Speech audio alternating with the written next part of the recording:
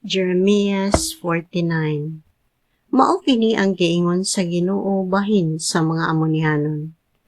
Hain man ang katawhan sa Israel, wala ba'y mga sumusunod sa ilang yuta nga gipasagdan man lang nila, nga ang yuta sa banay ni God, ilugon o puy-an sa mga tao nga nagsimbak ang Molok. Busa moabot gayud ang panahon nga pabation ko sa kagahob sa gubat ang katawhan sa syudad sa Raba. Ang maong syudad nga Amonihanon gun-ubon og sunugon ang kabalangayan niini. Unya mabawi sa Israel ang yuta nga giilog sa kaaway gikan kanila. Mga lumulupyo sa Hesbon, panghilak kamo, kay nagunob na ang ay. Pagbangutan kamong mga babaeng lumulupyo sa Raba, ug pagbisti kamog sako. Panagan kamo sama sa nagkabuang. Bihagon ang inyong Diyos nga si Molok. Lakip ang iyang mga pari ug mga prinsipe. Katawhan nga maluibon. Nganong nangandak man kamo? Wala na kamoy kusog. Nganong nagsalik man kamo sa inyong gahom? Og nag-ingon nga walay mga sa pag-atake kaninyo?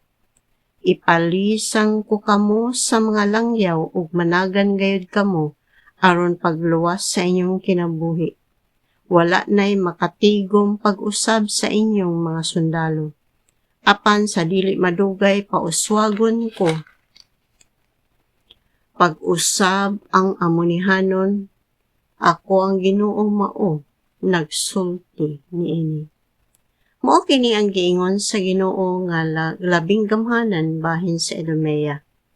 Nawad-an na ba sa kaalam ang katawhan sa Idumea?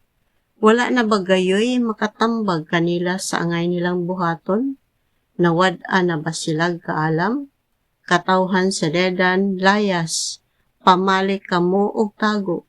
Pamatyon ko ang mga kaliwat ni Esau, kay miabot na ang akong gitakda nga panahon sa pagsilot kanila.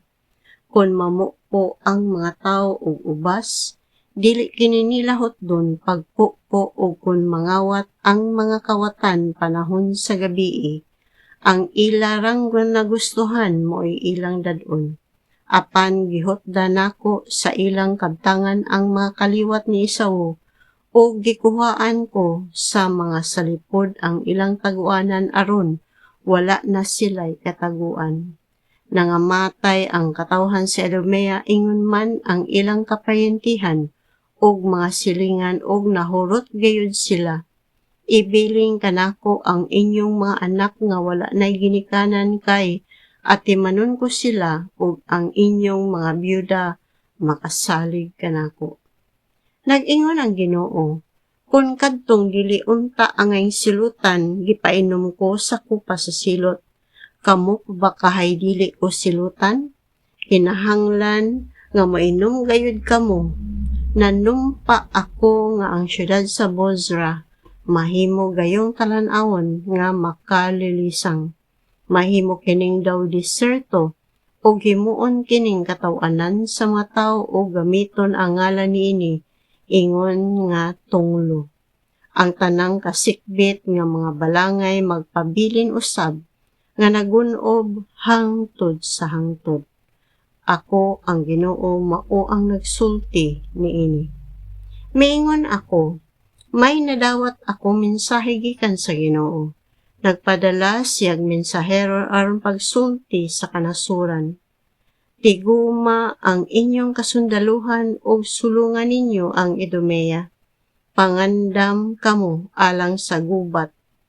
Kuhaan sa Ginoo o gahom ang inyong nasud o wala na'y mutahod niini.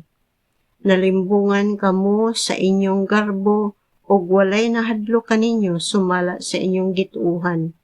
Nagpuyo kamo diha sa mga pangpang tumoy sa bukid apan bisan pag ang puy-an ninyo sama kahabog sa gipuy-an sa agila.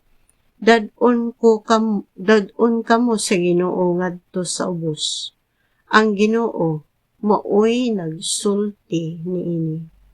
Nag-ingon ang Ginoo, Labihan ka makalilisang ang kadaot nga mahiaguman sa Idumea og mahikugang ug malisang ang tanan nga mahiagi niini. Ang mahitabo sa Idumea sama sa nahitabo sa Sodoma ug Gomora, sa dihang gilaglag kining mga syudara lakip ang kasikbit nga mga kalungsuran. Wala na gayoy mapuyo pa sa Idumea. Ako ang Ginoo mao ang nagsulti niini. Sama sa leon motungha ako sa lunhaw sibsibanan gikan sa lasang, daplin sa suba sa Jordan ug padaganon ko ang katawhan sa Idumea ngadto sa gawas sa ilang nasod. Unya ang pangulo nga akong pilion mohari sa Idumea. Kinsa ba ang takos nga moitandi kanako? Kinsabay mangahas sa paghagit kanako? Kinsang panguluha ang makasukol kanako?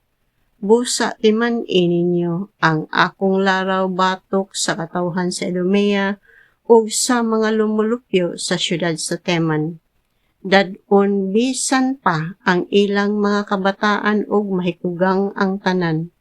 Dako gayud kaayo ang lagubo inig kapukan sa Idumea ug ang tibuok kalibutan mukurog ug ang tiyabaw sa katawhan tungod sa kahadlok madungog bisan didto sa dagat nga pula.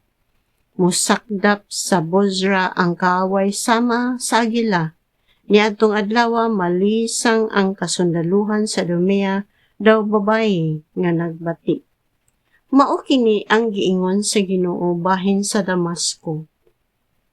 Ang mga lumulupyo sa mga syudad sa Hamat o sa Arfad na balaka og nasamok tungod sa dawtang balita nga ilang nadungog. Nalisang sila pag-ayo sama sa dagat nga dili gayud mahimutang. Nangaluya ang katawhan sa Damasco og nanglayas tungod sa kalisang. Nag-anto sila sa kasubo o kasakit sama sa babae nga nagbati. Wala na'y nagpuyo sa syudad nga kaniadto bantugan ug malipayon. Busa niadtong adlaw pamatyon diha sa mga dalan sa syudad ang mga batan-ong lalaki ug ang tanang sundalo. Ako ang Ginoo nga labing gamhanan, maoy nagsulti niini. Sunugon ko ang mga paril sa syudad sa Damasco, ingon man ang mga palasyo ni Hari Ben-Hadad. Mao kini ang giingon sa Ginoo bahin sa banay ni Kedar o sa mga pangulo sa syudad sa Hazor nga gibuntog ni Nabucodonosor nga hari sa Babylonia. Sulungan ninyo ang mga kaliwat ni Kedar ug laglagan ninyo ang maong katawhan nga nagpuyo dapit sa silakan. Iluga ang ilang mga tolda ug ang ilang mga kahayupan, mga tabil ug ang tanang butang nga naa sa ilang mga tolda. Iluga usab ang ilang mga kamelyo ug ingna sila. Gilibutan kamo sa kalisang.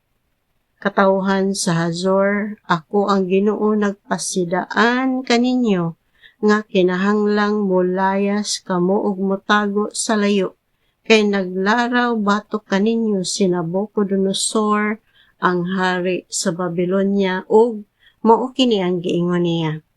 Tana, sulungon ta ang katawhan na nagtuo nga walay kadaot nga moabot kanila. Walay mga ganghaan o trangka ang ilang syudad nga makapanalipod kanila. Iluga ang ilang mga kamelyo o ang tanan nilang kayupan. Pati bulaagon ko ngadto sa nagkalain-laing dapit ang tanang tinukihan o buhok o pahamtangan ko sila katalagman gikan sa tanang dapit. Mahimong kamingawan ang Hazor, hangtod sa hangtod, ug puy-an kini sa ihalas nga mga mananap. Wala na unyay tao nga magpuyo pa didto. Ako ang Ginoo ang nagsulti niini. Sa dihang si Sedekias nagsugod paghari sa Juda, gisultihan ako sa Ginoo bahin sa Elam. Miingon ang Ginoo nga labing gamhanan, Yon ko ang tanang tawo sa Elam nga maayong mupana ug maoy nakahimo sa Elam nga gamhanan kaayo. Ipahampa ko sila sa hangin nga gikan sa tanang bahin o patibulaagon ko ang iyang katawhan ngadto sa nagkalain-laing dapit ug wala unyay nasod nga dili maadtuan sa mga kagyo nga gikan sa Elam. Hadlokon ko sila atubangan sa ilang mga kaaway nga buot mopatay kanila. Laglagon ko sila tungod sa akong kapungot kanila ug ipasulong ko sila sa mga kasundaluhan hangtod nga mapuo gayud sila. Laglagon ko ang mga hari ug ang mga pangulo sa Elam ug adto ako didto ipahimutang ang akong trono. Apan sa kaulahian pauswagon ko pag-usab ang Elam. Ako ang Ginoo, maoy nagsulti niini.